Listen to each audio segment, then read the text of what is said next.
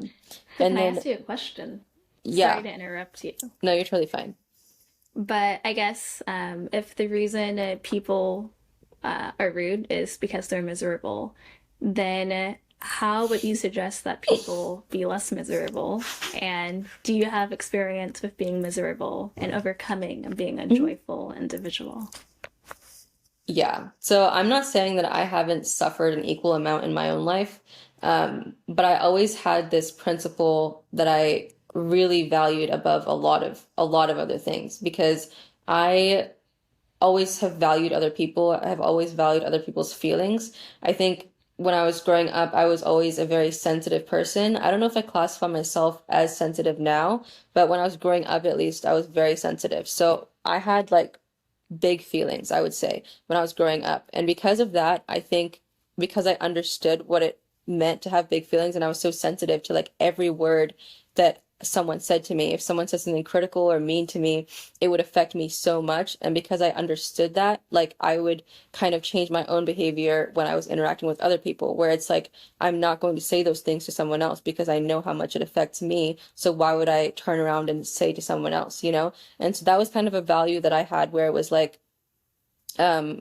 no matter how much I'm suffering internally or how miserable I am never going to take it out on another person because it's not their fault, you know? Like it's not their fault that I'm feeling that way or they didn't do anything to deserve that from me. You know, I might just be having a bad day, but that's my like whatever to deal with, you know? So I always kind of would deal with it on my own internally, like fix things and then kind of come back when I'm ready to interact with people or whatever, you know? So that was kind of my approach. And as I got older, I would see some people who like didn't do that. You know, I would see people all the time where because they were, you know, having a bad day or because they were suffering in some way internally, they would then take it out on someone around them who did nothing to them, you know? Like they're just like this innocent victim who just happened to be like in the vicinity of someone who was having a really bad day. But because I kind of had that principle where it was like,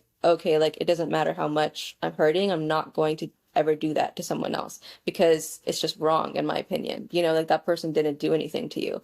So I think it's not that I haven't been miserable, it's just I deal with it differently, you know? And then sometimes I'll see people who have gone through like genuine trauma, right? But um instead of like confronting it themselves or, you know, using the help that they have around them, their support system to kind of face it and process it and deal with it and heal from it, they don't ever heal from it. And instead they just stay that way and then they continue to be more and more miserable and then continue to take it out on the people around them who didn't like do anything. Like it's not like they were the ones who caused it or anything. Like they're just there and they happen to be there around them, whether it's like their family or close friends or whatever, and they just happen to like take it out on them. And like it's not fair in my opinion. Like I think that's very wrong behavior and it's like behavior that I've always kind of condemned in a way. So yeah, that's like a big value that I have. So it's not like I've never um you know, experienced that suffering, but that was something that I really took very seriously from a very, very young age. So yeah, that's if that answers your question. Yeah, no, you made a lot of good points. And okay, I'm always just so surprised when we speak how similar we are. But I'll say I completely relate because what struck me at first is when you said you were super sensitive as a kid, and as you've gotten older, you're simply not as sensitive. You might not describe yourself as sensitive, but I think one of the reasons why I guess prize kindness so much is as a kid I was super sensitive, and I would easily just break down into these meltdowns if people were rude to me or whatever. And I worked hard to grow out of that as I got older because that's like super impractical as an adult. So I would say thank goodness I'm not nearly as sensitive anymore. And overall, I can take rudeness. I've enough life experience not get crushed by it.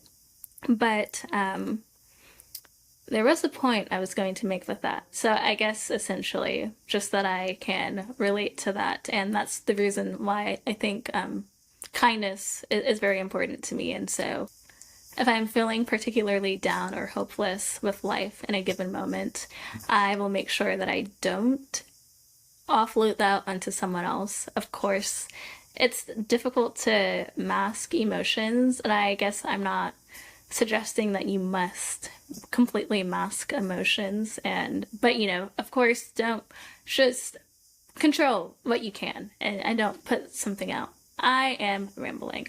But the other point you made about having friends that lash out on individuals due to their own emotional issues, I can also relate to that. Probably everyone can. But I do remember in college, I had some